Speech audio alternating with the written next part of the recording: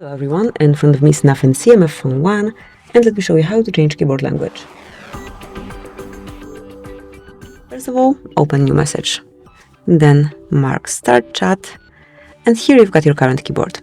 To change it, enter Settings, go to Languages, tap plus icon to add a keyboard, and choose the language that you want to apply.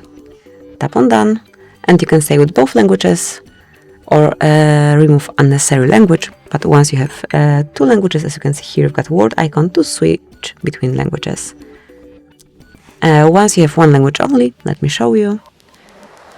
Let's remove unnecessary one. Once you have one language only, this word icon disappears and you've got access to this selected language only. Thank you for watching. Please subscribe our channel and leave the thumbs up.